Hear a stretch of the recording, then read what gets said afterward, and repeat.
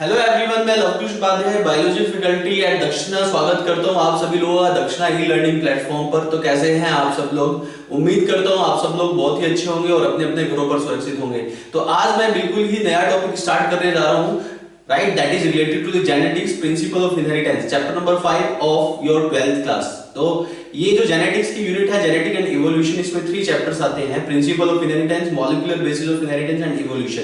तो this is the second unit of your 12th class, right, and ये बहुत exams के लिए बहुत ही इंपॉर्टेंट है and this is very important for the exam point of view. तो आज मैं प्रिंसिपल ऑफ इनहेरिटेंस के फर्स्ट लेक्चर से स्टार्ट करने वाला हूं, राइट। ये आप लोगों के लिए बिल्कुल नया टॉपिक है और ये बिल्कुल नया लेक्चर है, तो इसको आप ध्यान से समझिएगा।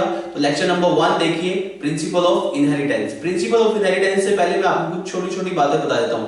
प्रिंसिपल ऑफ इनहेरिटेंस आता है जेनेटिक्स में। Genetics is what, right. तो जेनेटिक्स के बारे में आपने बहुत सुना होगा, डिटेल में भी सुना होगा, राइट, आपने पढ़ा भी होगा अपने अर्लियर क्लासेस में। तो जेनेटिक्स के बारे में डिटेल में और भी ज्यादा डिटेल में हम यहाँ पे डिस्कस करते हैं, ठीक है। तो जेनेटिक्स की अगर बात करें तो व्हाट इज एग्जैक्टली जेनेटिक्स, ये समझ लीजिए पहले। तो देखिए जेनेटिक्स क्या है। Genetics is what? You know, genetics, this is the branch of biology. This is the branch of biology. ये biology की एक branch है in which you study about inheritance and variation. So the collective study of inheritance and variation, or you can say heredity or variation. Heredity और variation की collective study को आप genetics कहते हैं।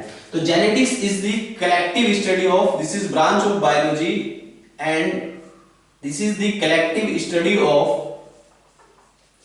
heredity and variation। heredity and variation की collective study है, इसको आप genetics कहते हैं। heredity and variation exactly होता क्या है, right? तो heredity की, अगर heredity की बात करें तो see, heredity this is the transmission of characters from one generation to next generation। एक जनरेशन से अगली जनरेशन में कैरेक्टरिस्टिक्स का ट्रांसमिशन होता है, इसको आप हेरिडिटी कहते हैं। ट्रांसमिशन ऑफ कैरेक्टरिस्टिक्स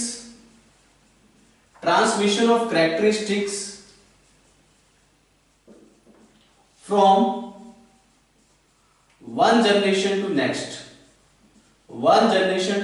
एक जनरेशन से अगली जनरेशन में जो ट्रांसमिशन का होता है कैरेक्टरिस्टिक्स का, उसको आप हेरिडिटी कहते हैं। आर यू गेटिंग और नॉट? देखिए हेरिडिटी क्या होती है? Transmission of characteristics from one generation to next generation.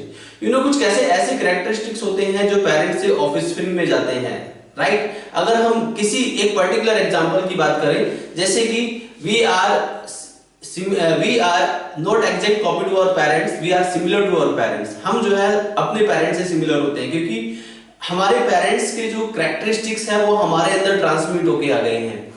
एक चीज मैं आपको और बता दूं, ट्रांसमिशन की वजह से क्या होता है कि सपोज दैट यहाँ पे एनसीईआरटी में कुछ पॉइंट्स दिए हुए हैं, आपने देखा होगा कि एक एलिफेंट जो है एक एलिफेंट को ही पैदा करता है, एक डॉग को ही पैदा करता है, एक कैट को पैदा करती है।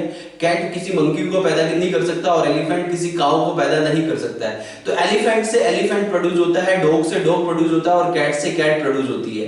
This is just because of transmission of their characteristics. तो उनके कैरेक्टरिस्टिक्स से ट्रांसमिशन की वजह से होता है, यानी कि एलिफेंट की कैरेक्टरिस्टिक्स उसके ऑफस्प्रिंग में जाएंगे तो एलिफेंट पैदा होगा।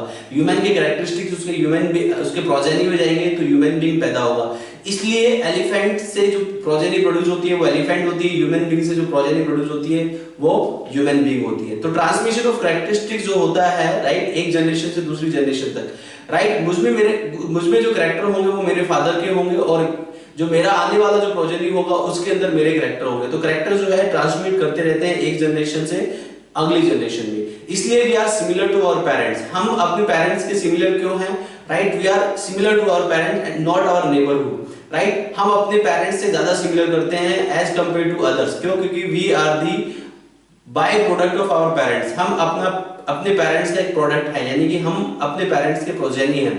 तो पेरेंट्स के अंदर जितने भी कैरेक्टरिस्टिक्स होंगे, राइट, वो कैरेक्टरिस्टिक्स हमारे अंदर कैरी करेंगे, हमारे अंदर ट्रांसमिट कर जाएंगे। That's why we are similar to our parents. अभी एक चीज आपने देखी है, we are similar to our parents just because of heredity, just because of inheritance, यानी कि ट्रांसमिशन ऑफ कैरेक्टर्स होते हैं, यानी कि पेरेंट्स से ऑफस्प्रिंग में कैरेक्टर जाते हैं, इसलिए जो है ऑफस्प्रिंग पेरेंट्स के सिमिलर होता है, राइट।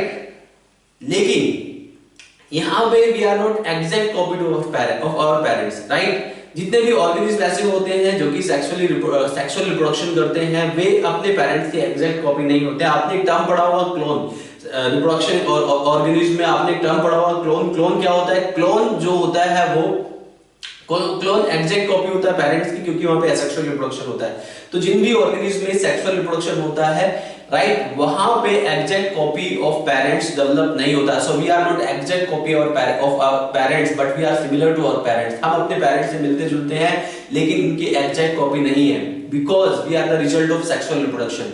तो human being, higher animals, higher plants जो होते हैं वो रिजल्ट ऑफ सेक्सुअल रिप्रोडक्शन होते हैं। वो एग्जैक्ट कॉपी आप नहीं बोल सकते, बट सिमिलर टू पेरेंट्स। तो जो सिमिलैरिटी डेवलप होती है just because of transmission of characteristics, just because of heredity, right. लेकिन if we are not exact copy to our parents, what is the reason behind this? अगर हम अपने parents की exact copy नहीं है, the reason behind this, इसके पीछे reason है वेरिएशन।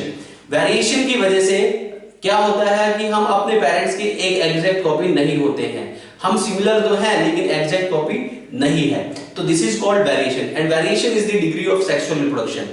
तो यहाँ पे जेनेटिक्स में हम हेरिडिटी एंड वेरिएशन के बारे में डिटेल में स्टडी करेंगे। तो हेरिडिटी आप लोगों को समझ आया, this is the transmission of characteristics from one generation to the next, और ये कंटिन्यूअसली पास करते रहते हैं जनरेशन टू जनरेशन, कैरेक्टरिस्टिक्स का जो ट्रांसमिशन होता है।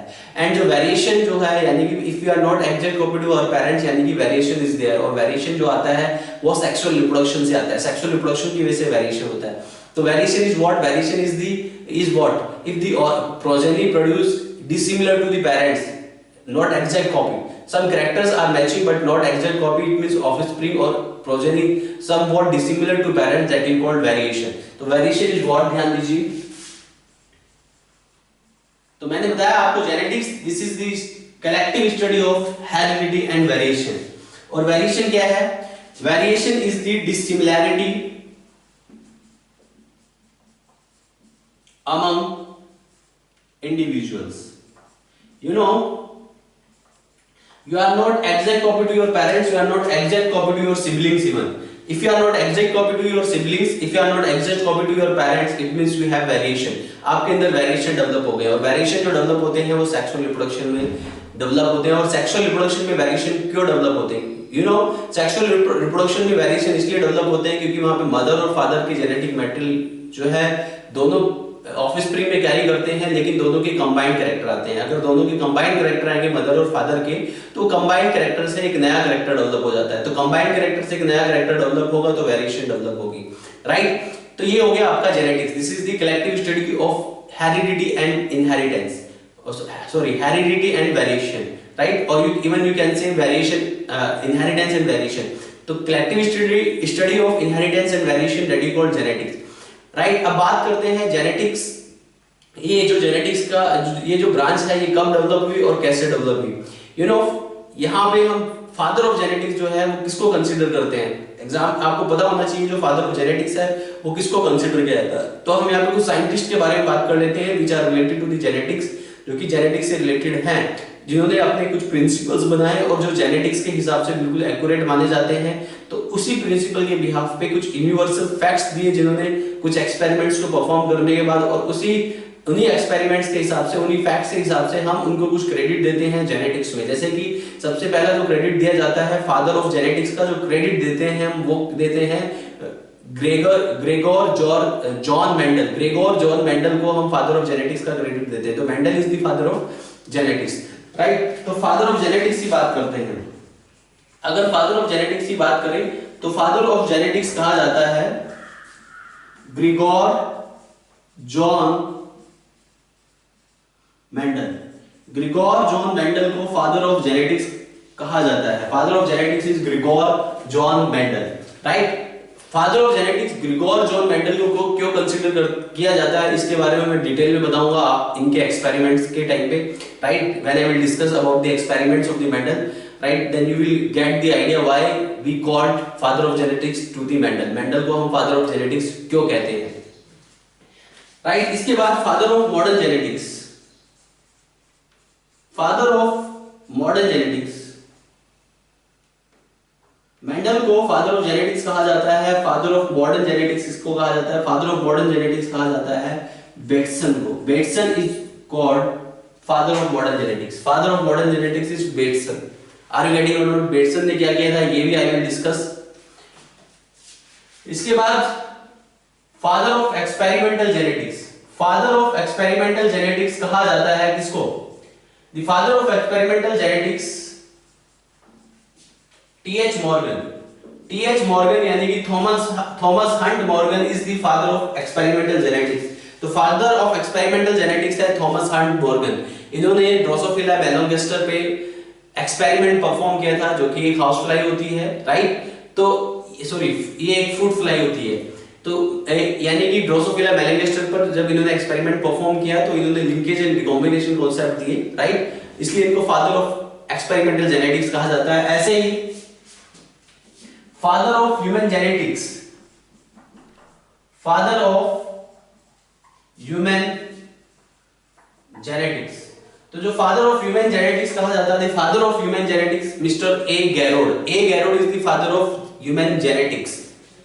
ए गैरोड, गैरोड को फादर ऑफ ह्यूमन जेनेटिक्स कहा जाता है।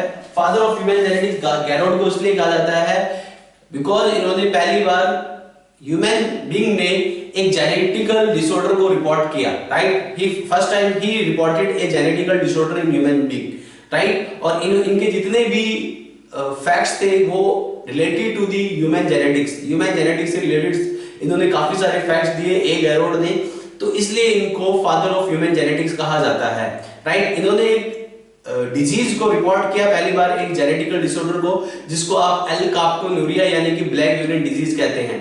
तो इन्होंने एक बीमारी को रिपोर्ट किया, he reported a disease, reported a disease. उस डिजीज का नाम क्या था? उस डिजीज का नाम था एल-कार्बोन्यूरिया। एल-कार्बोन्यूरिया नाम की बीमारी को इन्होंने रिपोर्ट किया, और एल-कार्बोन्यूरिया को आप ब्लैक यूरिन डिजीज भी कहते हैं। This is also known as black urine disease, alkaptonuria. तो ये एक जेनेटिकल डिसऑर्डर है, ब्लैक यूरिन डिजीज, राइट? ये एक जीन डिफेक्ट की वजह से होता है। Is that clear to all of you? That I will discuss later. तो ये हो गया आपको father of genetics, father of modern genetics, father of experimental genetics and father of human genetics, right? अब हम बात करते हैं about I am going to discuss in detail about the Mendel's experiment। तो मेंडल एक्सपेरिमेंट के बारे में detail में डिस्कस करते हैं। Now I am going to discuss about the Mendelism और Mendel's experiment। तो listen carefully। तो देखते हैं Mendelism और Mendel's experiment। प्लीज ध्यान दीजिए।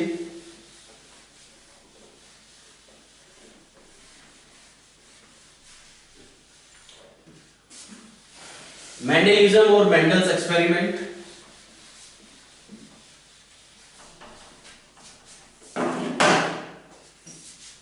मेंडेलिज्म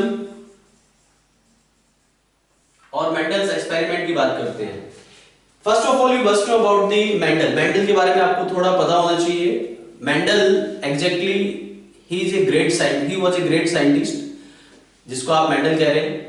तो मेंडल जो है ये ऑस्ट्रिया में पैदा हुए, हिजनडॉर्फ नाम का एक प्लेस है, वहां पे ये पैदा हुए, राइट? 22 जुलाई 1822 को 1822 में मेंडल पैदा हुए और 1884 में इनकी डेथ हो गई due to a kidney disease. एक किडनी डिजीज की वजह से इनकी 1884 में डेथ हो गई। मेंडल ने अपनी जिंदगी के 7 साल एक्सपेरिमेंट्स में परफॉर्म करने में लगा दिए। 1856 से 1863 तक इन्होंने एक्सपेरिमेंट्स परफॉर्म किए। कुछ एक्सपेरिमेंट परफॉर्म किए स्वीट पी पर, राइट? पी प्लांट पर इन्होंने एक्सपेरिमेंट परफॉर्म किए। आर यू गेटिंग और नॉट? और उस पी प्लांट का नाम था पाइसम सटाइवम। पाइसम सटाइवम पे इन्होंने कुछ एक्सपेरिमेंट्स परफॉर्म किए और एक्सपेरिमेंट परफॉर्म करने के बाद, राइट, इन्होंने काफी सारे कंक्लूजन्स दिए। तो काफी सारे कंक्लूजन्स दिए एक्सपेरिमेंट, सॉरी मैंने यहाँ पे गलत बोल दिया, स्वीट पी नहीं, गार्डन पी पे इन्होंने एक्सपेरिमेंट परफॉर्म किए थे।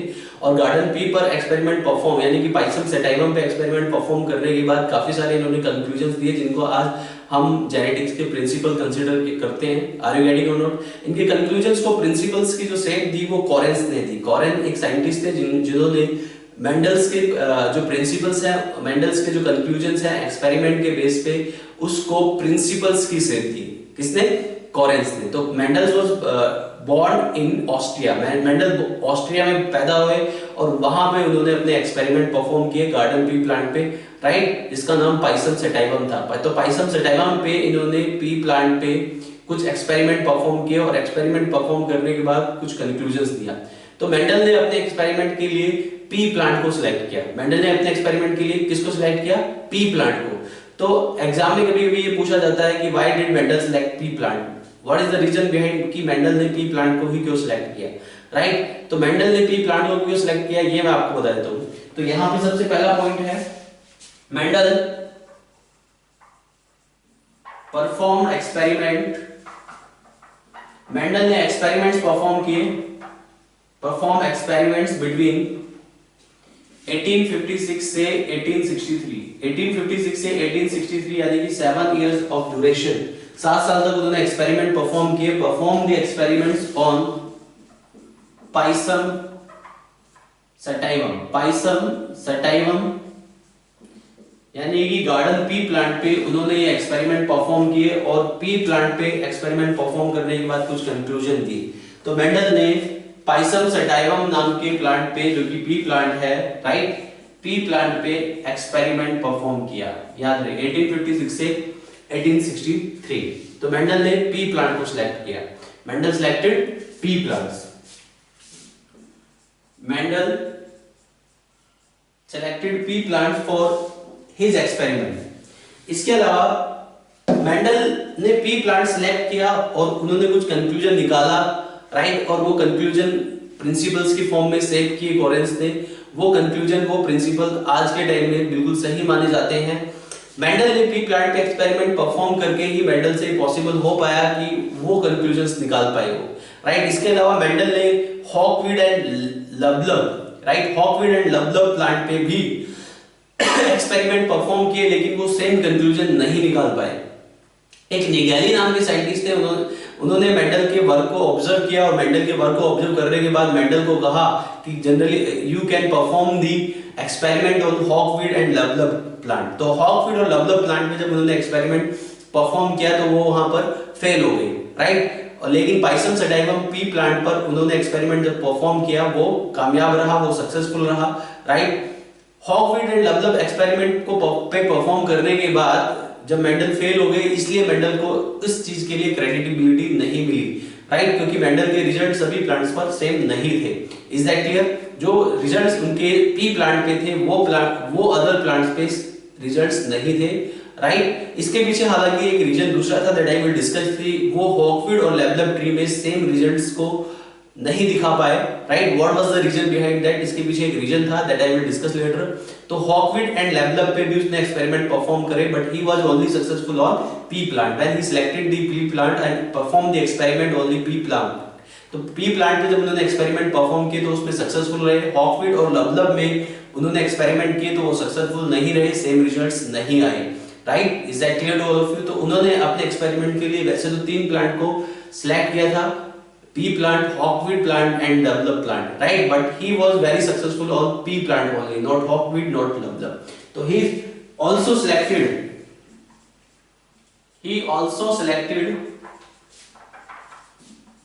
hawkweed and luvlub plant.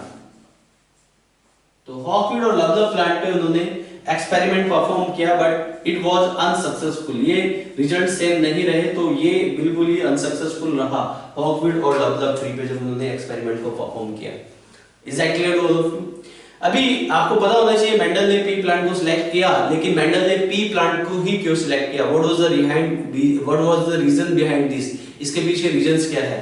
Mendel selected pea plants, why Mendel selected pea plants, why did Mendel, now the question is why did Mendel select pea plant? Mendel ने अपने experiment के लिए P plant को ही क्यों select किया? Why did Mendel select the pea plant? तो Mendel ने अपने एक्सपेरिमेंट के लिए पी प्लांट को क्यों सिलेक्ट किया? मेंडल ने अपने एक्सपेरिमेंट के लिए पी प्लांट को इसलिए सिलेक्ट किया क्योंकि वो एक एनुअल प्लांट था, उसका लाइफ स्पैन शॉर्ट था। अगर वो किसी दूसरे ऑर्गेनिज्म पे एक्सपेरिमेंट परफॉर्म करता, किसी एनिमल पे एक्सपेरिमेंट परफॉर्म करता, राइट, तो एनिमल्स के जनरली लार्जर एनिमल्स पे एक्सपेरिमेंट परफॉर्म करता तो उनके लाइफ स्पैन बहुत ज्यादा होते हैं, तो life span is the first role.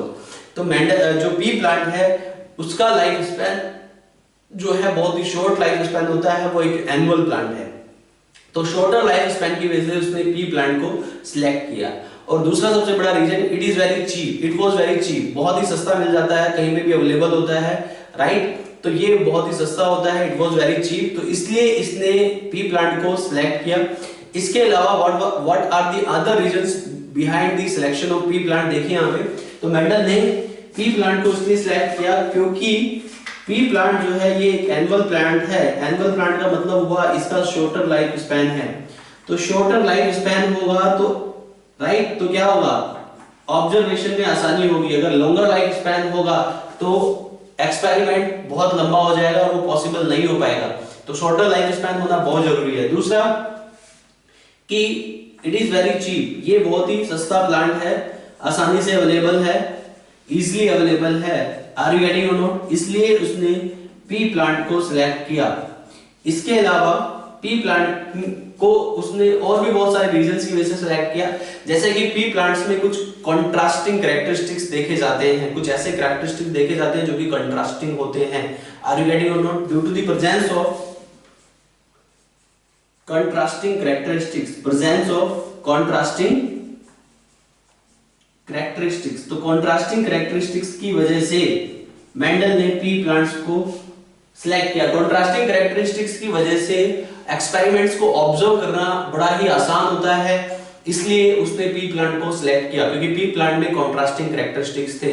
इसके अलावा पी प्लांट में एक ही टाइम पे number of production of large number of progeny, तो लार्ज नंबर ऑफ प्रोजेनी का प्रोडक्शन होता है, आर यू गेटिंग और नॉट, तो large number of progeny produce करता है, large number of seeds produce करता है P plants eight a single time, एक बार में काफी सारे सीड्स प्रोड्यूस कर देता है, जिससे कि एक्सपेरिमेंट में आसानी होती है अगर काफी सारे सीड्स प्रोड्यूस होंगे, तो सीड्स के कलेक्शन में, सीड्स के ऑब्जर्वेशंस में, राइट, तो वहां पे एक क्वांटिटेटिव एक्सपेरिमेंट्स परफॉर्म हो सकता है, तो a large number of seeds produced by pea plant, that's why Mendel select the pea plants.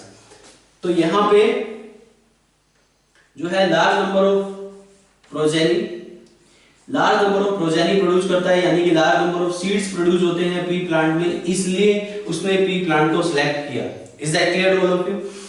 और उसने पी प्लांट को एक्सपेरिमेंट के लिए सिलेक्ट तो किया, उस एक्सपेरिमेंट में ऑब्जर्वेशन से पहले उसने पी प्लांट को काफी जनरेशन तक कंटिन्यूअसली उसकी सेल्फिंग कराता रहा, सेल्फ पॉलिनेशन होता रहा। सेल्फ पॉलिनेशन की वजह से क्या होता है, प्योर लाइन क्रिएट हो जाती है। प्योर लाइन का मतलब ये होता है कि उसमें प्योर कैरेक्टरिस्टिक डेवलप हो जाते हैं, और सेल्फ पॉलिनेशन इसलिए परफॉर्म की जाती है, वो बार बार पी प्लांट को मेन एक्सपेरिमेंट में लाने से पहले पी प्लांट को किसी दूसरे पी प्लांट यानी क्रॉस पॉलिनेशन कराने से पहले उसने सेल्फ पॉलिनेशन इसलिए बार बार कराई कि उसके जो मेन कैरेक्टर है वो एक्सपोज हो जाए। एक बात ध्यान रखना, सेल्फ पॉलिनेशन की वजह से जो मेन कैरेक्टर हैं वो एक्सपोज हो जाते हैं, तो प्लांट के जो रियल कैरेक्टर हैं वो एक्सपोज हो जाते हैं। तो एक्सपेरिमेंट को परफॉर्म करने से पहले अगर वो प्योर लाइन क्रिएट नहीं करता तो रिजल्ट्स जो हैं प्योर नहीं आते।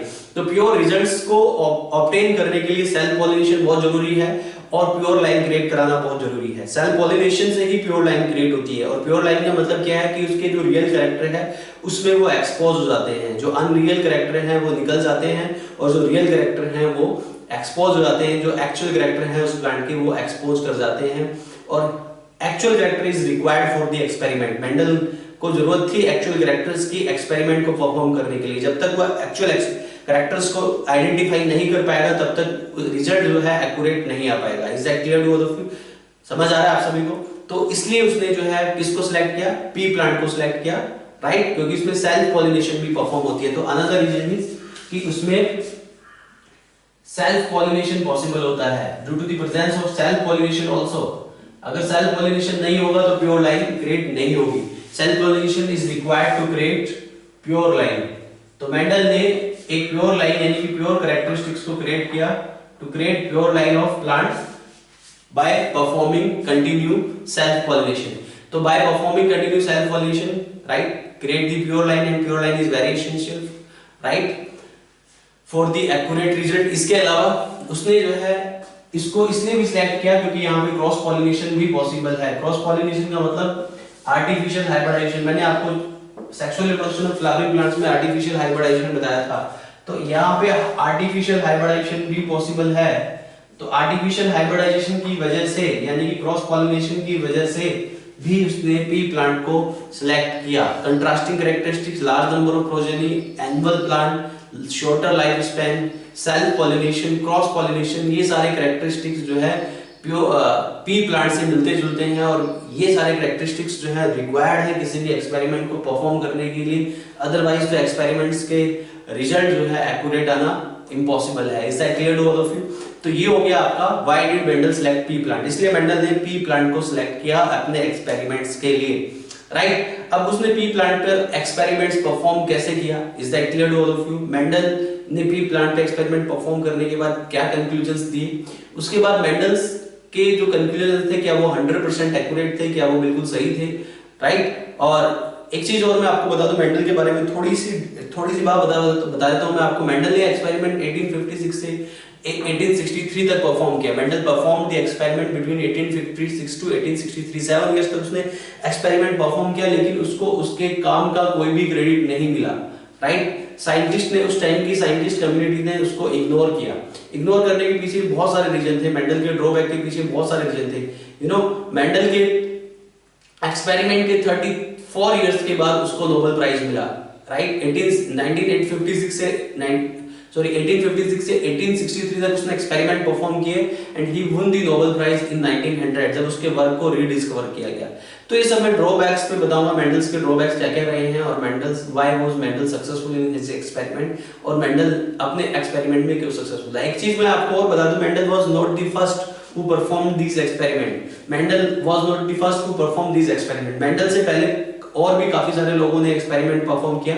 सेम पी प्लांट पे एक्सपेरिमेंट मेंडल से पहले पी प्लांट पे एक्सपेरिमेंट दो साइंटिस्ट ने किया, night and goes. Night and गोस ने मेंडल से पहले पी प्लांट पे एक्सपेरिमेंट परफॉर्म किया, लेकिन वो सक्सेसफुल नहीं हो पाए थे क्योंकि उन्होंने कुछ ही कैरेक्टरिस्टिक्स को कंसीडर किया। मेंडल ने अपने एक्सपेरिमेंट में काफी सारे कंट्रास्टिंग कैरेक्टरिस्टिक्स को कंसीडर किया और उनकी जो है एक मैथमेटिकल प्रॉपर कैलकुलेशन की उनके रिजल्ट्स की। Is that clear to all of you? इसलिए मेंडल सक्सेसफुल रहा। लेकिन Mendel was not first to perform this experiment. Before Mendel two other scientist perform the same experiment, right, and these two scientist were Knight and Goss. ये भी बहुत important point है, exam में कभी कभी पूछा जाता है, ठीक। लिख देता हूं मैं यहां पे, Mendel was not first who performed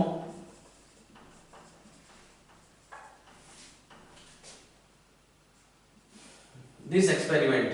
Mendel पहला नहीं था जिसने इस एक्सपेरिमेंट को परफॉर्म किया। बिफोर मेंडल से पहले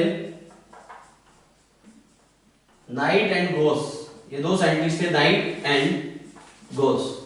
तो Knight and Goss, these two scientists already performed, right, the experiment and वो फेल हो गए, वो उस चीज को मतलब नहीं बता पाए, कंक्लूजन्स पे नहीं पहुंच पाए। लेकिन मेंडल कंक्लूजन्स पे पहुंच गया, इसलिए मेंडल को हम फादर ऑफ जेनेटिक्स कंसीडर करते हैं। लेकिन मेंडल वाज नॉट फर्स्ट जिसने ये एक्सपेरिमेंट परफॉर्म किए थे, ठीक है। तो मेंडल ने पी प्लांट को सिलेक्ट किया और मेंडल ने एक्सपेरिमेंट परफॉर्म किए। इसके बाद बात करते हैं मेंडल ने एक्सपेरिमेंट किस तरीके से परफॉर्म किया, राइट। मेंडल के एक्सपेरिमेंट के बारे में हम डिटेल में डिस्कस करते हैं। तो आइए ध्यान दीजिए प्लीज,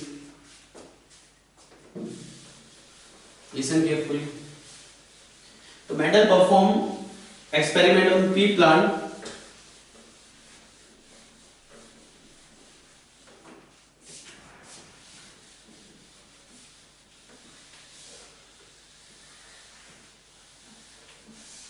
देखिए, मेंडल ने एक्सपेरिमेंट परफॉर्म करने के लिए पी प्लांट को सिलेक्ट किया और पी प्लांट के कितने कैरेक्टरिस्टिक्स को मेंडल ने अपने एक्सपेरिमेंट्स में कंसीडर किया। तो Mendel selected 7 pair of trade, 7 pair of trait को मेंडल ने सिलेक्ट किया। आर यू गेटिंग और नॉट? और 7 पेयर ऑफ ट्रेड को सिलेक्ट करने के बाद, ठीक है, उसने अपने एक्सपेरिमेंट्स को परफॉर्म किया। तो ये भी बहुत इंपॉर्टेंट है, पहले ये भी देख लीजिए, मेंडल्स ने कितने पेयर ऑफ ट्रेड को सिलेक्ट किया? 7 पेयर को। 7 पेयर्स को सिलेक्ट करने से पहले उसने 34 पेयर सिलेक्ट किए, उसके बाद 22 पेयर सिलेक्ट किए, 22 पेयर ऑफ ट्रेड सिलेक्ट किए। पर एट द एंड उसने जो एक्सपेरिमेंट परफॉर्म किया वो 7 पेयर ऑफ ट्रेड्स पे एक्सपेरिमेंट परफॉर्म किया। मैं लिख देता हूं, ठीक है। Mendel first selected 34 pair of traits in pea plant. 34 pair traits को उसने सिलेक्ट किया। Is that clear to all of you? Mendel profession से एक टीचर था, राइट। उसके बाद वो साइंटिस्ट बना, उसका मतलब उसने एक्सपेरिमेंट्स परफॉर्म करने स्टार्ट किए। He was a teacher by profession. तो Mendel first selected 34 pair traits. After that 22 pair traits को सिलेक्ट किया, और 22 पेयर ट्रेड्स को सिलेक्ट करने के बाद एंड इवेंचुअली इसके बाद एट द एंड उसने 7 पेयर ट्रेड्स को सिलेक्ट किया। तो पहले 34 पेयर ट्रेड्स को उसने सिलेक्ट किया, उसके बाद 22 पेयर ट्रेड्स को सिलेक्ट किया, उसके बाद मेंडल ने 7 पेयर ट्रेड्स को सिलेक्ट किया। वो 7 pair of traits of pea plant कौन-कौन से हैं मैं लिख देता हूं। 7 पेयर ऑफ ट्रेड्स। अच्छा, एक चीज मैं और बता दूं आपको, 7 pair of traits a particular trait exactly क्या होता है। ट्रेड को आप बोलते हैं, trait is what is exactly trait. Trait का मतलब होता है एक पर्टिकुलर कैरेक्टरिस्टिक्स, ठीक है। तो जो कंट्रास्टिंग कैरेक्टरिस्टिक्स होते हैं उनके लिए आप ट्रेड कहते हैं। तो कंट्रास्टिंग कैरेक्टर्स को आप ट्रेड कहते हैं। Is that clear? तो ट्रेड का मतलब क्या है? कंट्रास्टिंग कैरेक्टर है। तो यहाँ पे जो 7 पेयर ऑफ ट्रेड्स मेंडल ने कंसीडर किए हैं, तो ये जो 7 पेयर ऑफ ट्रेड्स थे जो कि मेंडल ने कंसीडर किए, इसमें जो फर्स्ट पेयर ऑफ ट्रेड्स देखिए 7 के 7 पेयर ऑफ ट्रेड्स में बता देता हूँ। उन्होंने सबसे पहले लिया, किसको लिया? उन्होंने सबसे पहले stem height, toll and dwarf. Toll and dwarf दो स्टेम हाइट को उसने कंसीडर किया। ये पेयर ऑफ ट्रेड है, stem height is a particular trade and उसके कॉन्ट्रास्टिंग कैरेक्टरिस्टिक्स क्या है? Toll and dwarf is the contrasting characteristics of stem height. तो यहाँ पे टॉल एंड ड्वार्फ मैं यहाँ पे लिख देता हूँ। इनमें डोमिनेंट कौन सा था? डोमिनेंट मतलब जो अपने आप को एक्सप्रेस करता है उसको आप डोमिनेंट कहते हैं। तो टॉल एंड ड्वार्फ में डोमिनेंट रहा टॉल। इसके बाद दूसरा कैरेक्टर उन्होंने लिया flower position. Flower position is axial and terminal. Axial and terminal, ये उन्होंने फ्लावर पोजीशन कंसीडर की। Is that clear all of you? इसके बाद flower colour, violet and white. इसके बाद वायलेट एंड व्हाइट में वायलेट इज डोमिनेंट,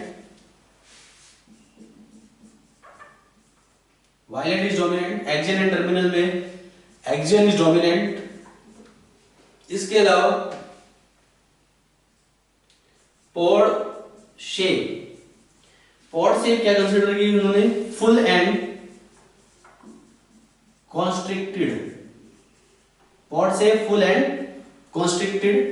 कॉन्स्ट्रिक्टेड में full dominant है। इसके बाद pod colour green and yellow. Pod colour में जो डोमिनेंट है वो है ग्रीन। इसके बाद seed shape round and wrinkled seed shape में round is dominant.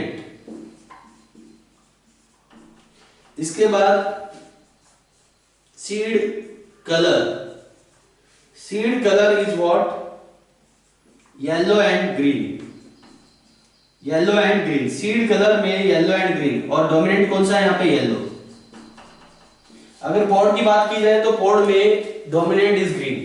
Is that clear? और अगर सीड की बात की जाए तो सीड में डोमिनेंट इज येलो। तो मेंडल ने 7 पेयर ऑफ ट्रेड को कंसीडर किया। These are the 7 pair of traits. Is that clear? Traits का मतलब होता है कॉन्ट्रास्टिंग कैरेक्टर। एक होता है नॉर्मल कैरेक्टर, एक होता है कॉन्ट्रास्टिंग कैरेक्टर। तो कॉन्ट्रास्टिंग कैरेक्टर को ट्रेड कहते हैं। Is that clear? तो ये 7 पेयर ऑफ ट्रेड को मेंडल ने कंसीडर किया अपने एक्सपेरिमेंट्स में, और इन 7 पेयर ट्रेड्स पे उन्होंने एक्सपेरिमेंट्स परफॉर्म किया। उसके बाद कुछ रिजल्ट्स और कुछ कंक्लूजन्स दिए उन्होंने, ठीक है। तो मेंडल ने एक्सपेरिमेंट्स परफॉर्म किया, उसकी बात कर लेते हैं। सबसे पहले मोनोहाइब्रिड क्रॉस की बात करते हैं। यहाँ पे ध्यान दीजिए। तो जो पहला एक्सपेरिमेंट था मेंडल का वो था मोनोहाइब्रिड क्रॉस। मोनोहाइब्रिड क्रॉस यानी कि वन जीन इनहेरिटेंस भी कहा जाता है। This is the crossing between one pair of trade. One pair of trade के बीच में जो क्रॉसिंग हो रही है that is called monohybrid cross. This is the crossing between, crossing का मतलब हमारा आर्टिफिशियल हाइब्रिडाइजेशन यानी कि क्रॉस पॉलिनेशन को परफॉर्म कराया गया। इसमें monohybrid crossing between one pair of traits तो वन पेयर ऑफ ट्रेड्स के बीच में जो क्रॉसिंग होती है उसे आप मोनोहाइब्रिड क्रॉस कहते हैं। Monohybrid cross this is the crossing between one pair of traits. तो वन पेयर ऑफ ट्रेड्स के बीच में जो क्रॉसिंग परफॉर्म की जाती है उसको मोनोहाइब्रिड क्रॉस कहा जाता है। Is that clear? इसका जो एग्जांपल है वो है, यहां पे एग्जांपल में हम ले लेते हैं, राइट। इन्होंने मोनोहाइब्रिड क्रॉस में ये पेरेंट जनरेशन में ले लेता हूं, यानी कि पेरेंट जनरेशन मतलब पेरेंट्स। तो उन्होंने जो पेरेंट्स सिलेक्ट किए, राइट, ध्यान दीजिए, टॉल प्लांट, इसमें एग्जांपल मैंने ले लिया है स्टेम हाइट मोनोहाइब्रिड क्रॉस में। तो tall plant and dwarf plant, इन दोनों पे एक्सपेरिमेंट मेंडल्स ने परफॉर्म कराए, टॉल प्लांट पे और ड्वार्फ प्लांट पे, राइट। टॉल प्लांट को आप रिप्रेजेंट करते हैं कैपिटल टी से, और ड्वार्फ प्लांट को आप रिप्रेजेंट करते हैं स्मॉल टी से। अब ये कैपिटल टी क्या है, स्मॉल टी क्या है, राइट। एक्सपेरिमेंट के साथ साथ मैं यहाँ पे आपको कुछ ये जो जेनेटिक्स से रिलेटेड जो जेनेटिकल टर्मिनोलॉजी है ये भी मैं आपको यहाँ पे एक्सपेरिमेंट के साथ साथ ही क्लियर कर देता हूँ। ध्यान दीजिएगा, लिसन केयरफुली।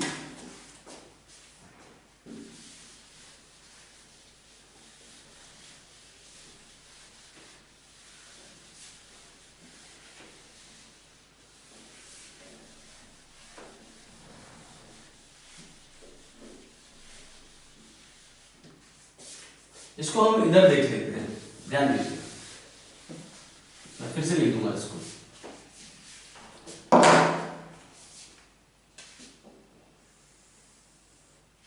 तो monohybrid cross, this is the crossing between one pair of traits. One pair of traits के बीच में जो क्रॉसिंग है that is called monohybrid cross. The crossing between one pair of traits that is called monohybrid cross. इसका example है crossing between tall plant, ध्यान दीजिए, and dwarf plant. Mendel ने अपने एक्सपेरिमेंट के लिए 7 पेयर ऑफ ट्रेड्स को कंसीडर किया। 7 पेयर ऑफ ट्रेड्स में से एक ट्रेड ये भी था टॉल प्लांट, स्टेम हाइट, जिसको आप बोलते हो toll plant and dwarf plant. तो टॉल प्लांट की जो एवरेज लेंथ थी वो मानी जाती है 7 फीट। तो 7 फीट का लगभग 7 फीट लंबा ये टॉल प्लांट था। ड्वार्फ प्लांट लगभग 1 फीट लंबा था, ठीक है। तो 7 फीट लंबा टॉल प्लांट लिया और 1 फीट लंबा ड्वार्फ प्लांट लिया और दोनों के बीच में उन्होंने क्रॉसिंग कराई। Is that clear to all of you? तो टॉल प्लांट जो है, यहाँ पे हम टॉल प्लांट को रिप्रेजेंट करते हैं, टॉल प्लांट को एक्सपेरिमेंट्स में हम रिप्रेजेंट करते हैं। ध्यान दीजिए, सी लिसन केयरफुली। तो यहाँ पे उसने पेरेंट जनरेशन में एक लिया टॉल प्लांट और दूसरा लिया ड्वार्फ प्लांट। टॉल प्लांट को आप रिप्रेजेंट करते हैं कैपिटल टी से, और ड्वार्फ प्लांट को आप रिप्रेजेंट करते हैं स्मॉल टी से। आप एक कैपिटल टी से इसको क्यों रिप्रेजेंट कर रहे हैं और ड्वार्फ प्लांट को स्मॉल टी से क्यों रिप्रेजेंट कर रहे हैं, you must know about this, ठीक है। आपको पता होना चाहिए कि ये कैपिटल टी से क्यों रिप्रेजेंट किया है, ये स्मॉल टी से क्यों रिप्रेजेंट किया है। तो जहां पे कैपिटल लेटर है कैपिटल टी, टॉल प्लांट एक डोमिनेंट कैरेक्टर होता है, ये नेक्स्ट जनरेशन में एक्सप्रेस करेगा, राइट। जब टॉल और ड्वार्फ प्लांट की उसने क्रॉसिंग कराई, ये प्योर टॉल प्लांट है और प्योर ड्वार्फ प्लांट है, और प्योर टॉल प्लांट और प्योर ड्वार्फ प्लांट में जब क्रॉसिंग कराई जाती है तो नेक्स्ट जनरेशन में सारे टॉल प्लांट ही आएंगे। तो जो नेक्स्ट जनरेशन में आएंगे वो सारे टॉल प्लांट होंगे, यानी कि जो नेक्स्ट जनरेशन में एक्सप्रेस हो रहा है, यानी कि जो F1 जनरेशन में जो एक्सप्रेस हो रहा है वो डोमिनेंट कैरेक्टर है, और जो एक्सप्रेस नहीं हो रहा है वो रिसेसिव कैरेक्टर है। Is that clear? तो यहाँ पे कैपिटल टी स्मॉल टी, तो ये जो कैपिटल टी है, ठीक है, यहाँ पे हम कैपिटल टी की बात करते हैं। Capital T is dominant allele मतलब जो कि नेक्स्ट जनरेशन में एक्सप्रेस करती है, और small t is recessive allele मतलब जो नेक्स्ट जनरेशन में एक्सप्रेस नहीं करती है। Is that clear to all of you? तो जो नेक्स्ट जनरेशन में एक्सप्रेस करती है वो कैपिटल लेटर से रिप्रेजेंट करते हैं, और जो नेक्स्ट जनरेशन में एक्सप्रेस नहीं करती है वो स्मॉल लेटर से रिप्रेजेंट करते हैं। एक चीज मैं आपको यहाँ पे और क्लियर कर दूं, यहाँ पे dominant allele and recessive allele. अभी ये एलील का कॉन्सेप्ट क्या होता है, ये एलील आपको पता होना चाहिए एग्जैक्टली एलील वो एलील होते क्या है, ये आपको पता होना चाहिए, मस्ट नो अबाउट दिस। तो एलील्स क्या है? ध्यान दीजिए, अगर हम एलील्स की बात करें तो allele is the abbreviated form of allelomorph. एक टर्म होता है एलिलोमॉर्फ, उसकी एब्रिवेटेड फॉर्म है एलील। ध्यान दीजिए, allele is what? Allele is the abbreviated form of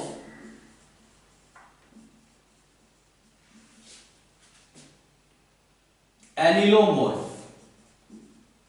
एलिलोमॉर्फ की एब्रिवेटेड फॉर्म को आप एलील कहते हैं। Allele is the abbreviated form of allelomorph. Is that clear to all? Allelomorph की एब्रिवेटेड फॉर्म को एलील्स बोला जाता है। अभी एलील्स क्या होते हैं ये मैं बता देता हूं आपको। ये जो एलील्स हैं, these are the alternative form of gene. ये अल्टरनेटिव फॉर्म ऑफ जीन है। Is that clear? Alternative form of gene को आप एलील कहते हैं। And these allele occupy on same loci on homologous chromosome। जो homologous chromosomes होते हैं उनकी same loci पे occupy करते हैं एलील्स। मैं बता देता हूँ आपको। Suppose that एक डिप्लॉइड ऑर्गेनिज्म में पेयर ऑफ क्रोमोसोम्स होते हैं। एक डिप्लॉइड ऑर्गेनिज्म में पेयर क्रोमोसोम है, ये क्रोमोसोम और ये दूसरा क्रोमोसोम। तो यहाँ पे एक पर्टिकुलर जीन है। क्रोमोसोम्स में जीन लाई करते हैं। जीन को आई will discuss in detail, what is gene exactly. तो जीन क्रोमोसोम की पोजीशन पे जीन लाई कर रहा है। तो जीन का जो काम होता है, जितने भी आपकी बॉडी में कैरेक्टरिस्टिक्स एक्सप्रेस करते हैं वो जीन करते हैं, ठीक है। यानी कि all characteristics are the expression of the gene. ये जीन ही कैरेक्टरिस्टिक्स को एक्सप्रेस करता है। एक पर्टिकुलर कैरेक्टर को एक पर्टिकुलर जीन एक्सप्रेस करता है। और जीन क्या है? ये एक शॉर्ट फ्रेगमेंट ऑफ डीएनए है। क्या है ये? शॉर्ट फ्रेगमेंट ऑफ डीएनए है जो कि क्रोमोसोम पे लाई करता है। तो जीन की एक स्पेसिफिक लोकेशन होती है क्रोमोसोम्स में, राइट, जिसको आप लोकाई कहते हैं। The location of the gene that is called loci. तो यहाँ पे ये एक पर्टिकुलर जीन, ये एक पर्टिकुलर जीन, इस तरीके से क्रोमोसोम्स में काफी सारे जीन्स अरेंज होते हैं। तो ये क्रोमोसोम्स में काफी सारे अरेंजमेंट ऑफ जीन्स हैं। तो क्रोमोसोम एक रोड लाइक स्ट्रक्चर है, उसमें इस तरीके से जीन्स इस तरीके से लीनियर फॉर्म में अरेंज होते हैं। तो जीन्स क्रोमोसोम में लीनियर फॉर्म में अरेंज होते हैं। तो एलील्स क्या है? एलील मैंने बताया कि आपको एलील्स क्या है? अल्टरनेटिव फॉर्म ऑफ जीन जो कि occupy at the same loci. ये दोनों आप देख रहे हैं, ये एलील है। दोनों की लोकेशन सेम है, दोनों जीन है, पेयर है। एलील और एक चीज और, allele always occur in pair. एक डिप्लॉइड ऑर्गेनिज्म में क्रोमोसोम पेयर में होते हैं, जीन भी पेयर में होते हैं। तो allele always occur in pair. तो allele also occur in pair. तो एलील का काम क्या है? Alternative form of gene. Alternative form of gene which occupy at the same loci. देखिए ये एक ही लोकेशन पे लाई कर रहा है, एक ही लोकेशन पे ऑक्युपाई कर रहा है। Is that clear? That's why we call it allele. तो allele क्या है? Alternative form of gene. Alternative form of gene occupies at same loci. तो alternative form of gene जो कि same loci पे occupy करते हैं, that is called allele.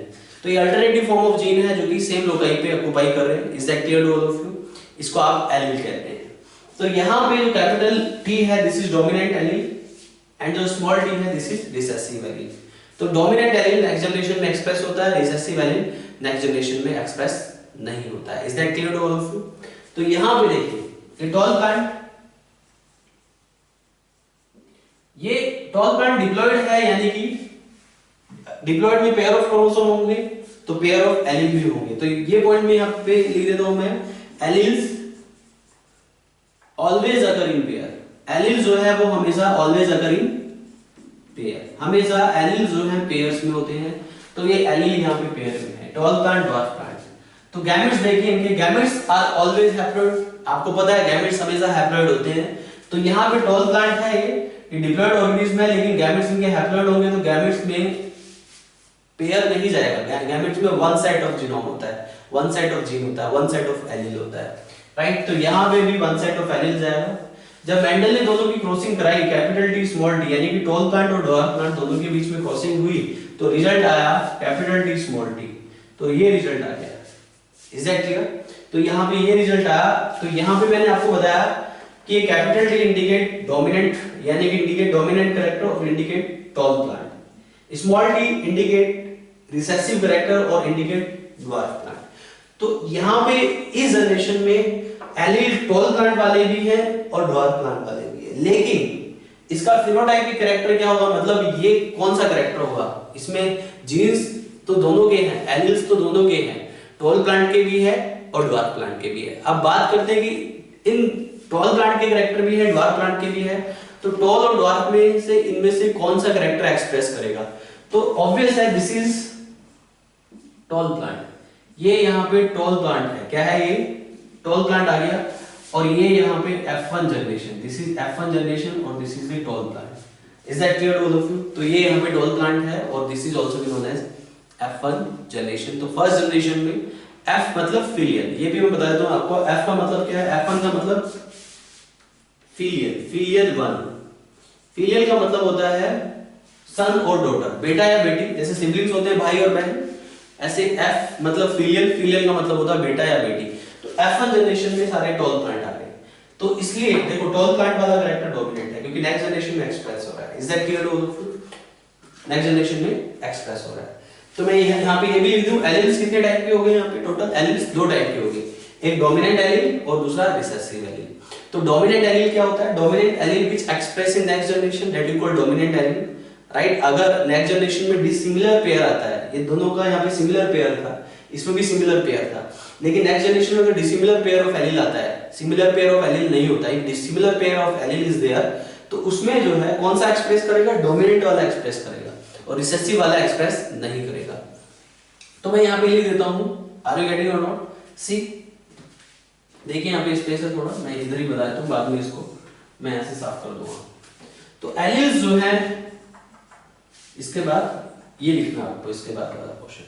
Alleles जो है दो टाइप के हैं, एक dominant allele like capital T और दूसरा recessive allele like small T.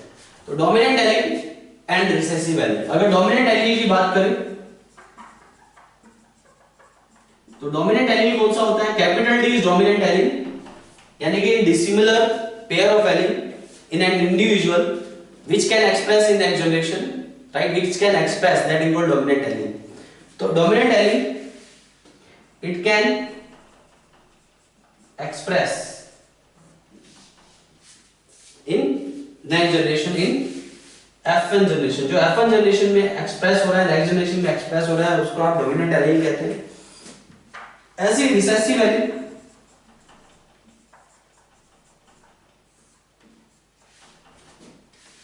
it cannot express in next generation, in F1 generation।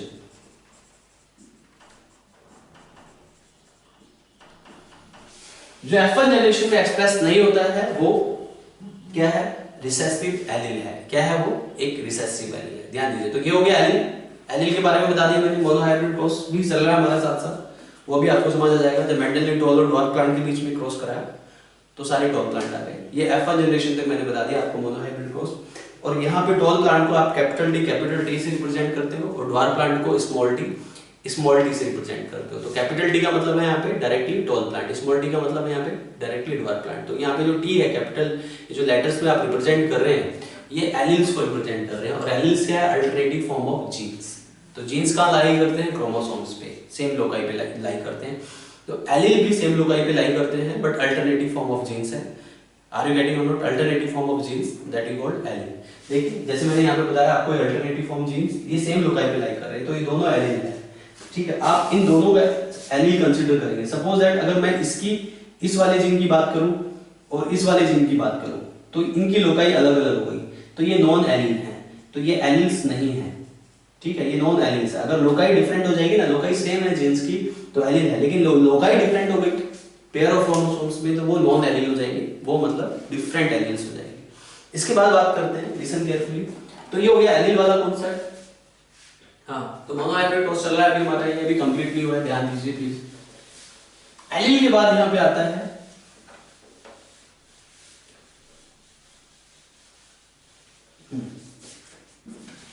अब मेंडल ने यहाँ पे एक ऑब्जर्वेशन, मैं अभी यहाँ पे अभी F1 जनरेशन बताया मैंने, अभी यहाँ पे F2 जनरेशन भी आएगा। तो मेंडल ने यहाँ पे एक ऑब्जर्वेशन की कि जब उसने टॉल और ड्वार्फ प्लांट के बीच में क्रॉसिंग कराई तो ये ऑब्जर्व किया कि सारे टॉल प्लांट आ गए, एक भी ड्वार्फ प्लांट नहीं आया, राइट। तो टॉल प्लांट वाला कैरेक्टरिस्टिक्स पास हो गया। तो यहाँ पे उसने एक कॉन्सेप्ट दिया कि something is pass down from is being stably passed on from one generation to next generation. इसने बोला कि कुछ तो है ऐसा जो कि एक जनरेशन से दूसरी जनरेशन में पास करता है। समथिंग बोला उसे, something pass down from one generation to next, something pass down from parents to offspring. कुछ तो ऐसा है जो कि पेरेंट्स से ऑफस्प्रिंग में पास हो जाता है। तो something is pass down from parent to offspring, right, that he called factor. Exactly Mendel के ड्रॉबैक का एक रीजन ये भी था कि मेंडल को नहीं पता था exactly what is factor. Factor जिसको आप जीन कहते हैं, एक जनरेशन से दूसरी जनरेशन में जीन कैरी होता है, लेकिन मेंडल को जीन के बारे में नहीं पता था क्योंकि उस टाइम पे माइक्रोस्कोपिक लेवल इतना हाई नहीं था, ठीक है। डीएनए के बारे में नहीं पता था, तो क्रोमोसोम के बारे में नहीं पता था, तो मेंडल को जीन के बारे में नहीं पता था। मेंडल ने सिर्फ इतना बोला कि something is pass down from one generation to next, something is pass down from parents to offspring. कुछ तो है ऐसा जो कि पेरेंट्स से ऑफस्प्रिंग में जाता है, जिसको इसने फैक्टर बोला। लेकिन इस फैक्टर की फिजिकल आइडेंटिटी का पता वो नहीं लगा पाया, राइट। ये भी एक ड्रॉबैक का रीजन था कि इस फैक्टर की ये जो पास हो रहा है एक जनरेशन से दूसरी जनरेशन में, इस फैक्टर की फिजिकल आइडेंटिटी क्या है, राइट। बाद में 1900 में उसके वर्क को रीडिस्कवर किया, chromosomal theory of inheritance develop हुई और उस फैक्टर के बारे में पता चला कि वो फैक्टर को हम जीन कहते हैं और उसकी फिजिकल आइडेंटिटी क्या है, वो एक न्यूक्लिक एसिड है, फ्रेगमेंट ऑफ डीएनए है। तो ध्यान दीजिए फैक्टर क्या है। तो एक टर्म यहाँ पे फैक्टर किया जाता है। ये जो टर्म दिया factor, this term was given by Mendel. ये मेंडल ने टर्म दिया फैक्टर कि समथिंग, मेंडल ने बोला something is being stably passed down, something is being stably passed down from parents to offspring. Parents से ऑफस्प्रिंग्स में, young ones में कुछ तो है ऐसा जो पास हो रहा है, लेकिन he did not know about this, उसको नहीं पता था कि एग्जैक्टली है क्या, तो he called it factor. Something is being stably passed on from parents to offspring और जनरेशन टू जनरेशन, और generation to generation called factor. उसको उसने किसका नाम दिया, फैक्टर का नाम दिया। इसका नाम दिया मेंडल ने, फैक्टर का नाम दिया। टॉल प्लांट और ड्वार्फ प्लांट में क्रॉसिंग कराई तो नेक्स्ट जनरेशन में टॉल प्लांट आ गए, यानी कि टॉल प्लांट वाला कैरेक्टर कैसे पास हुआ, यानी किसी के थ्रू तो पास हुआ है ना वो, और उसको उसने क्या बोला, फैक्टर बोला। Is that clear? Something is being stably pass from parent to offspring. तो टॉल प्लांट वाला कैरेक्टर पास हो गया। हालांकि ड्वार्फ प्लांट वाला कैरेक्टर भी पास हुआ F2 जनरेशन, जब उसने सेल्फिंग कराई F1 क्रॉस F1 की मैं आगे बताऊंगा, तो ड्वार्फ प्लांट वाला कैरेक्टर भी पास होता है। Is that clear to all of you, right? और टॉल वाला तो F1 में ही दिखाई दे गया। Is that clear to all of you? तो something is pass down from of parents to offspring, यानी कि पेरेंट्स थे यहाँ पे, ये टॉल प्लांट पेरेंट्स है, ऑफस्प्रिंग भी टॉल प्लांट है। तो इस प्लांट ने यहाँ पे कोई कैरेक्टर कैरी किया, हालांकि इसने भी कैरी किया है, लेकिन वो यहाँ पे भी एक्सप्रेस नहीं कर रहा है, वो मे बी नेक्स्ट जनरेशन में एक्सप्रेस करेगा। मेंडल ने कई जनरेशन तक एक्सपेरिमेंट्स परफॉर्म किए, F1 generation, F2 generation, F3 generation, right? Is that clear to all of you? तो something is being stably passed from parents to offspring, that Mendel called factor. Are you getting और not? और ये जो factor है जिसको आप gene कहते हैं, these factors are always occur in pair। तो देखिए यहाँ पे पेयर में है कैपिटल T, स्मॉल t, समझ आया? तो ये हो गया factor. Nowadays these factors called gene, in factors को आप जीन कहते हैं। हाथ के हाथ में आपको जीन भी बता देता हूं। जीन क्या है? What is gene exactly?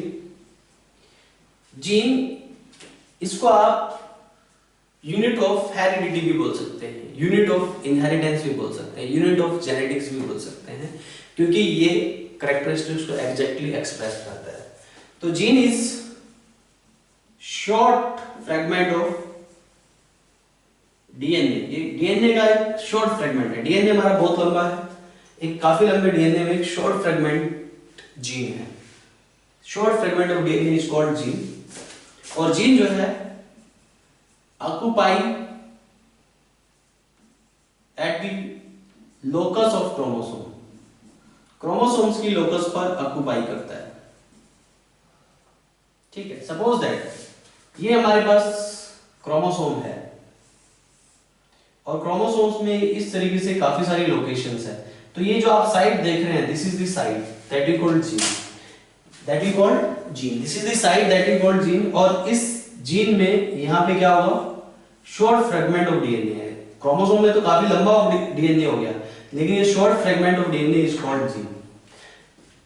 Is that clear to all of you? Short fragment of DNA is called gene and that is occupied at the chromosome, जो कि क्रोमोसोम पे ऑक्युपाई करता है, क्रोमोसोम्स की लोकस पे ऑक्युपाई करता है, जिसको आप जीन कहते हैं। Is that clear to all of you? तो occupied at the locus of chromosome short fragment of DNA, this is called gene। तो जीन भी आपको समझ आ गया। तो फैक्टर को भी जीन कहा जाता है, लेकिन जीन कब कहा गया, जब उसकी फिजिकल आइडेंटिटी के बारे में पता चल गया। तो फैक्टर्स हो गया, जीन हो गया। इसके बाद आगे देखिए, लिसन केयरफुली। अब F1 जनरेशन में सारे के सारे टॉल प्लांट आ गए, कैपिटल टी स्मॉल टी, ठीक है।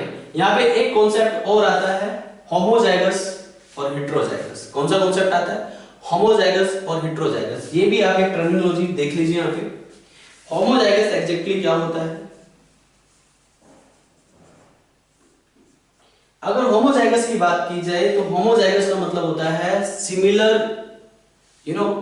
अगर वहां पे सिमिलर एलील है, both the alleles are similar right in an individual और इन ए जाइगोट। होमो मतलब सिमिलर और जाइगस मतलब जाइगोट। अगर जाइगोट में दोनों एलील एक पर्टिकुलर ट्रेट के लिए सिमिलर हो, उसे आप होमोजाइगस कहते हैं। जैसे कैपिटल टी दोनों एलील सिमिलर है तो ये होमोजाइगस कंडीशन है। स्मॉल टी दोनों एलील सिमिलर है तो ये होमोजाइगस कंडीशन है। कैपिटल टी स्मॉल टी दोनों डिसिमिलर एलील है तो ये हेट्रोजाइगस कंडीशन है। This is heterozygous condition. This is, इसको आप हेट्रोजाइगस टॉल प्लांट भी कहते हैं, ठीक है। तो हेट्रोजाइगस का मतलब क्या है, if both the alleles are dissimilar in zygote और एन इंडिविजुअल, क्योंकि जाइगोट से ही इंडिविजुअल बनता है, तो पहले इन दोनों गैमेट्स में फ्यूजन होगा तो जाइगोट बनेगा और इस जाइगोट से ही एक पर्टिकुलर इंडिविजुअल बनेगा। तो अगर एक जाइगोट में दोनों ही एलील डिसिमिलर होती है, if both the alleles are dissimilar in a zygote, that condition is called homozygous condition. Is that clear to all of you? ऐसे ही heterozygous condition,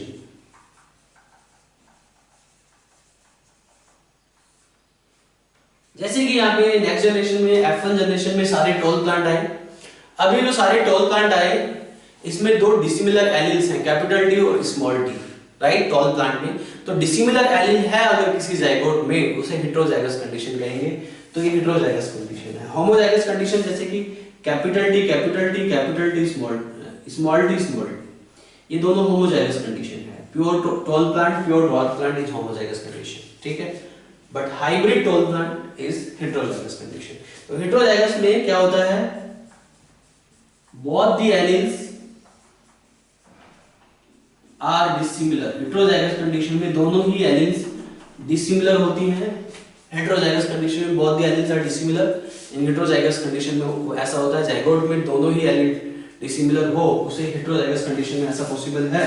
और इसका एग्जांपल क्या है, कैपिटल टी स्मॉल टी, ये heterozygous है, ये हेट्रोजाइगस है। Is that clear? यहाँ पे एक पॉइंट और मैं आपको क्लियर कर देता हूँ। मैंने आपको डोमिनेंट एलील बताया और रिसेसिव एलील बताया। Are you getting? डोमिनेंट वो जो कि नेक्स्ट जनरेशन में एक्सप्रेस होता है। इसके अलावा डोमिनेंट होमोजाइगस में भी एक्सप्रेस होता है। देखो, होमोजाइगस भी टॉल प्लांट और हेट्रोजाइगस भी टॉल प्लांट। जबकि जो रिसेसिव है वो सिर्फ होमोजाइगस कंडीशन में एक्सप्रेस होता है। तो एक पॉइंट और यहाँ पे आप लिख सकते हैं एलील के बारे में। डोमिनेंट एलील, जो डोमिनेंट एलील है, dominant alleles can only express in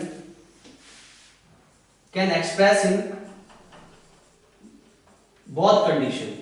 both condition का मतलब होमोजाइगस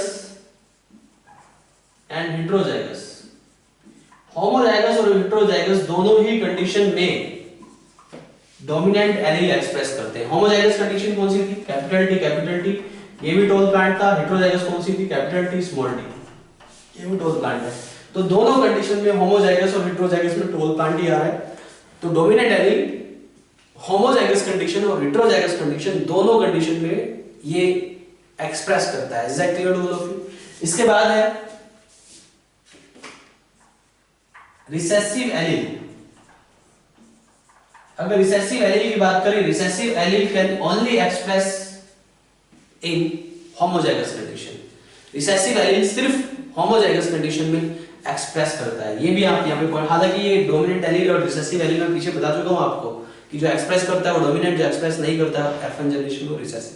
तो दूसरा पॉइंट आप ये भी लिख सकते हैं कि जो होमोजाइगस और हेटेरोजाइगस दोनों कंडीशन में एक्सप्रेस करे वो डोमिनेंट एलील है, और जो सिर्फ होमोजाइगस कंडीशन में एक्सप्रेस करे वो रिसेसिव एलील है। तो recessive allele only express in homozygous condition, सिर्फ होमोजाइगस कंडीशन यानी कि स्मॉल टी में ही रिसेसिव एलील एक्सप्रेस करेगा। तो ये भी आपको पॉइंट क्लियर होना चाहिए, इसलिए मैंने बता दिया यहाँ पे। तो ये हो गया आपका फैक्टर्स, होमोजाइगस, हेटेरोजाइगस जीन, ये सब बता दिया मैंने आपको। इसके बाद आगे हम क्रॉस देखते हैं। अभी हमने क्या देखा यहाँ पे, पैरेंट जनरेशन, टोल प्लांट, वार प्लांट, दोनों क्या है, डिप्लॉयड है, दोनों के हैप्लॉइड गैमेट्स है, कैपिटल टी स्मॉल टी, दोनों के बीच में क्रॉस हुआ तो कैपिटल टी स्मॉल टी यानी कि टोल प्लांट आ गया, यानी कि हेटेरोजाइगस कंडीशन डेवलप हो गई। Is that clear all of you? इसके बाद लिसन केयरफुली, इसके बाद हम क्रॉस को आगे कैरी करते हैं, आगे बताते हैं क्रॉस के बारे में, ध्यान दीजिए प्लीज।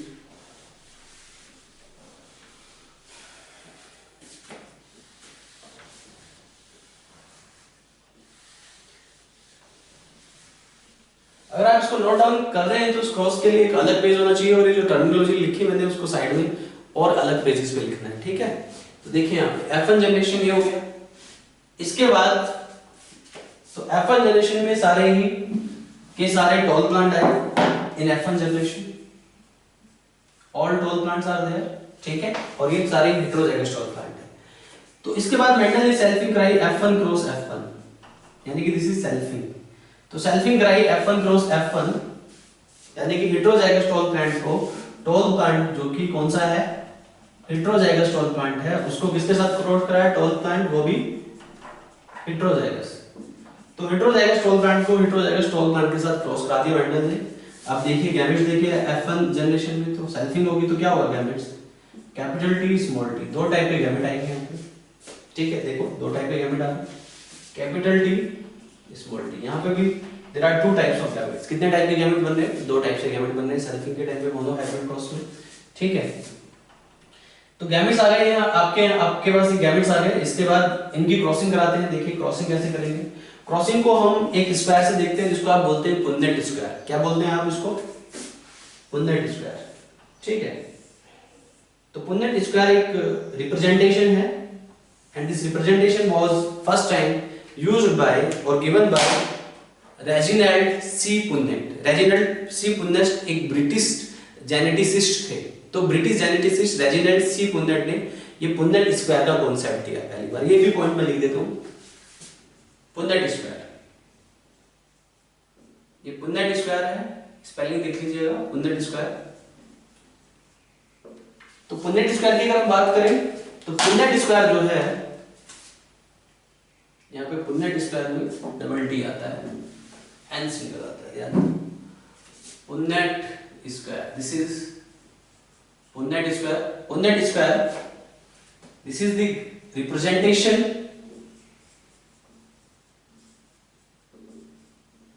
of crossings की representation है, right? And this representation was first time given by Reginald C. पुन्नेट नाम के एक साइंटिस्ट थे, रेजिनाल्ड सी पुन्नेट। उन्होंने ये पुन्नेट स्क्वायर बनाया था पहली बार। रेजिनाल्ड सी पुन्नेट ये ब्रिटिश जेनेटिसिस्ट थे। He was British geneticist. तो he was British geneticist. Punnett square जिन्होंने दिया। इज दैट क्लियर हो? अभी यहाँ पे जो पुन्नेट स्क्वायर है इसमें आप कैसे कर सकते हैं, देखिए गैमेट्स, एक तरफ तो आप मेल वाले गैमेट लेंगे और दूसरी तरफ फीमेल वाले गैमेट। तो suppose that this is male and this is female. तो क्रॉसिंग कराइए capital T small T, capital T small T small T small T. तो आपके पास रिजल्ट देखिए अब क्या आता है। ये F2 जनरेशन आ रही है, ये सारे F2 जनरेशन के रिजल्ट हैं। F2 जनरेशन है ये, यानी कि फीलियल टू जनरेशन। तो फीलियल टू जनरेशन में आपको पहले टॉल प्लांट देखने हैं कौन कौन से हैं। तो टॉल प्लांट देखिए कितने हैं, टॉल प्लांट कितने हैं और ड्वार्फ प्लांट कितने हैं, ध्यान दीजिए।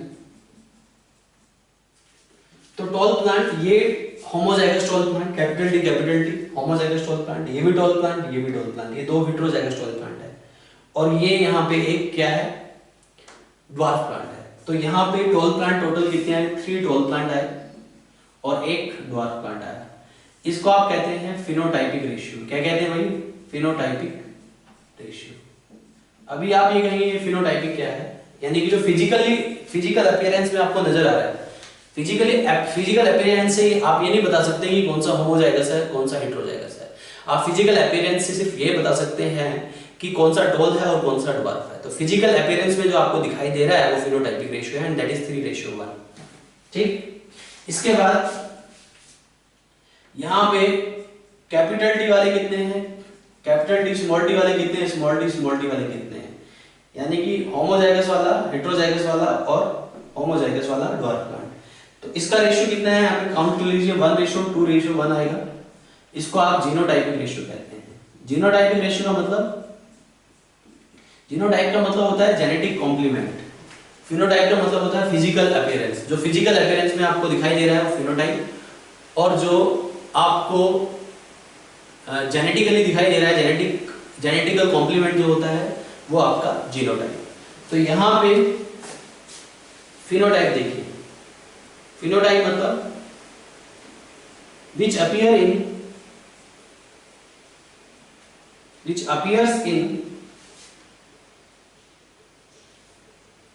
appears physically, जो फिजिकली आपको दिखाई देता है, फिजिकली आपको टॉल एंड ड्वार्फ दिखाई देता है। तो फिजिकल अपीयरेंस को फिनोटाइप कहते हैं। और जीनोटाइप यानी कि दिस इज जेनेटिकल कॉम्प्लीमेंट। तो जेनेटिकल कंस्टिट्यूएंट्स जो हैं और जेनेटिकल कॉम्प्लीमेंट्स जो हैं, जेनेटिकल कॉम्प्लीमेंट्स और जेनेटिकल कंस्टिट्यूएंट्स जो हैं, राइट, वो जीनोटाइप। कैपिटल टी, ये देखिए, कैपिटल टी, स्मॉल टी, ये सब क्या है, जेनेटिकल कॉम्प्लीमेंट्स हैं, ये सब जेनेटिकल कंस्टिट्यूएंट्स हैं। तो इनके लिए आपका जीनोटाइप आएगा। और जो टॉल प्लांट और ड्वार्फ प्लांट आप देख रहे हैं, टॉल और ड्वार्फ, वो आपको फिजिकली नजर आ रहा है तो वो फिनोटाइप है। फिनोटाइप मतलब फिजिकल अपीयरेंस, जीनोटाइप मतलब जेनेटिकल कॉम्प्लीमेंट्स। ठीक है, तो ये फिनोटाइपिक रेशियो आ गया है हमें 3:1 एंड जीनोटाइपिक रेशियो आ गया 1:2:1। ये रिजल्ट है मोनोहाइब्रिड क्रॉस का। मैं यहाँ पे भी लिख देता हूँ। फिनोटाइपिक रेशियो कितना है भाई, टॉल प्लांट और ड्वार्फ प्लांट का 3:1, और जीनोटाइप कितना है भाई, capital T small T and small T का 1:2:1, यानी कि 2 हेटेरोजाइगस और 2 होमोजाइगस। Is that clear? तो इसी के साथ मोनोहाइब्रिड क्रॉस सिस्टर। अब ये monohybrid cross was performed by Mendel. ये क्रॉस मेंडल ने परफॉर्म किया, इसने परफॉर्म किया, ये मेंडल ने परफॉर्म किया। और मोनोहाइब्रिड क्रॉस ये जो परफॉर्म किया है, इससे क्या क्या उसने कंक्लूजन्स निकाले, राइट, क्या क्या इस क्रॉस से रिलेटेड पॉइंट्स उसने दिए, right, that I will discuss. ठीक है, तो क्या क्या कंक्लूजन्स निकाले, क्या क्या पॉइंट्स इससे रिलेटेड उसने दिए, ये मैं आपको बताऊंगा। और उन कंक्लूजन्स को प्रिंसिपल्स की शेप में कोरेन ने प्रिंसिपल की शेप में मॉडिफाइड किया। तो कंक्लूजन्स पे पहुंचने से पहले एक बार आपको ये जितने भी पॉइंट्स हैं, राइट, फिर से एक बार रिवाइज करने हैं। अगर जो भी मैंने मोनोहाइब्रिड क्रॉस में बताया, जो भी जेनेटिकल टर्मिनोलॉजी बताई, तो ये एक बार रिवाइज करने के बाद जब मैं कंक्लूजन बताऊंगा, आपने जब रिवाइज कर लेंगे, जब मैं आपको कंक्लूजन बताऊंगा, आर यू गेटिंग और नॉट, तो ये आपको डिटेल में सब कुछ समझ आ जाएगा। Is that clear to all of you? तो about the Mendel conclusions, monohybrid cross आपको समझ आ गया होगा। होप, उम्मीद करता हूँ अच्छे से क्लियर हो गया होगा आपको मोनोहाइब्रिड क्रॉस। ये टर्मिनोलॉजी भी आपको अच्छे से क्लियर हो गई। एलील्स क्या है, जीन्स क्या है, फैक्टर्स क्या है, फिनोटाइप क्या है, डोमिनेंट क्या है ना? तो ये सब आपको क्लियर हो गया होगा। इसके बाद मेंडल्स के क्या कंक्लूजन्स थे और उन कंक्लूजन्स से रिलेटेड प्रिंसिपल्स क्या थे। तो मेंडल्स के कंक्लूजन से रिलेटेड प्रिंसिपल्स क्या थे, मेंडल्स के मोनोहाइब्रिड कंक्लूजन से रिलेटेड जो प्रिंसिपल थे, पहला प्रिंसिपल था लॉ ऑफ डोमिनेंस और दूसरा प्रिंसिपल था लॉ ऑफ सेग्रीगेशन। ये दो, लॉ ऑफ डोमिनेंस एंड और ये लॉ ऑफ सेग्रीगेशन, राइट, ये दो लॉज एज ए कंक्लूजन बनाए गए मेंडल के एज ए कंक्लूजन्स बनाए गए मेंडल के एक्सपेरिमेंट के बिहाफ पे, राइट। मेंडल ने सिर्फ अपने कंक्लूजन्स दिए, लेकिन लॉ की फॉर्म में सेट किया था कोरेंस ने। तो कोरेंस ने लो की फॉर्म में सेव किया और लॉ ऑफ डोमिनेंस के क्या पॉइंट्स रहे और लॉ ऑफ सेग्रीगेशन के क्या पॉइंट्स रहे, that I will discuss in my next lecture. तो नेक्स्ट लेक्चर से पहले ये आपको मोनोहाइब्रिड क्रॉस, ये जितनी भी टर्मिनोलॉजी है ये आपको अच्छे से एक बार रिवाइज करनी है, पढ़नी है इसको अच्छे से, ठीक है। जब आप ये अच्छे से आपके माइंड में एंटर कर जाएगा मोनोहाइब्रिड क्रॉस, इससे रिलेटेड टर्मिनोलॉजी, क्योंकि मोनोहाइब्रिड क्रॉस को ऑब्जर्व करना बहुत जरूरी है मेंडल के प्रिंसिपल्स को समझने के लिए। तो आपको जो है मैं अगली क्लास में बताऊंगा कि ये मेंडल्स के प्रिंसिपल्स क्या थे। उससे पहले आपको ये जितने भी पॉइंट्स मैंने यहाँ पे लिखे हैं मोनोहाइब्रिड क्रॉस से रिलेटेड जितनी भी इंफॉर्मेशन है ये आपके माइंड में सेट होनी चाहिए।